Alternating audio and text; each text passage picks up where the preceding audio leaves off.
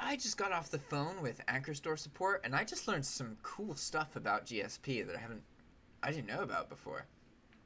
I always thought that GSP, eBay's GSP, or Global Shipping Program, was actually something that eBay did, but it's actually just a separate company that eBay just pays to do the international shipping part for them. And it's a company called Pitney Bowes, okay?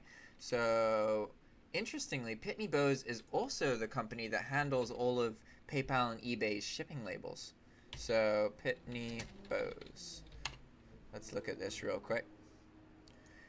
This company is the one that eBay uses. So Stamps.com is also owned by them. Pitney Bowes. There's logos on the top. If you've ever printed an eBay label, there are logos on the eBay label, which is cool. So what else did I talk to these guys about? Because it was a really informative phone discussion. Like because it alleviated a lot of things I was wondering about. So I learned that the way that Pitney Bowes figures out how much to charge your GSP customers is almost entirely based off of the UPC code in your listing. So even if your listing says 300 pounds or 1 pound or 20 pounds, if a UPC code exists, then they're going to look at that UPC code, and then that's how they're going to determine how heavy the item actually is versus what you say in your listing. The only time what you say in your listing is actually going to be used to calculate shipping costs that's displayed to a buyer is when there is no UPC code or other information available to Pitney Bowes for them to determine how much it weighs.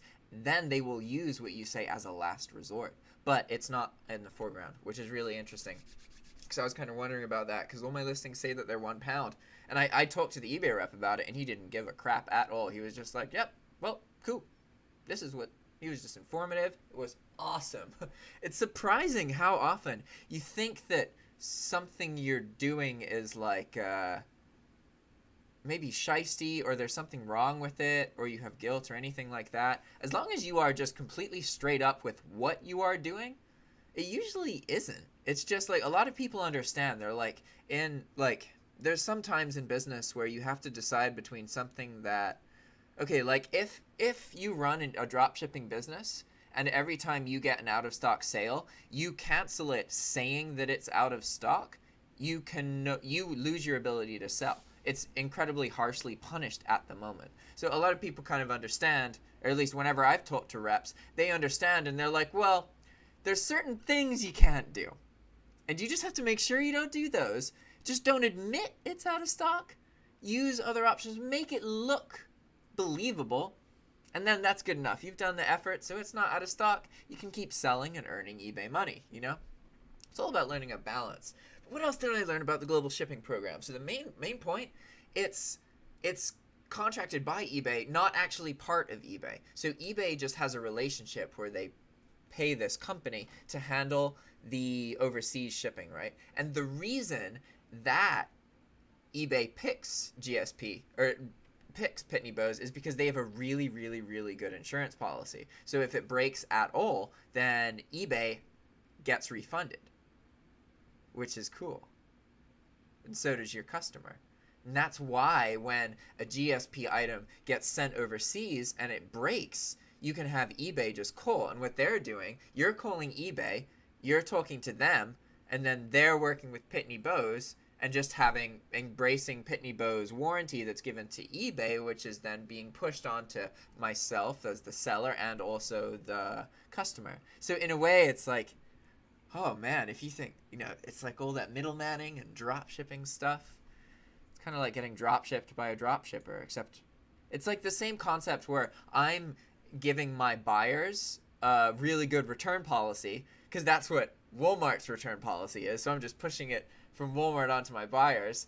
eBay just pushes Pitney Bowes' great warranties onto their customers, right? But it's not part of eBay. It's actually just part of this other company that's separate from eBay, which I think is so cool.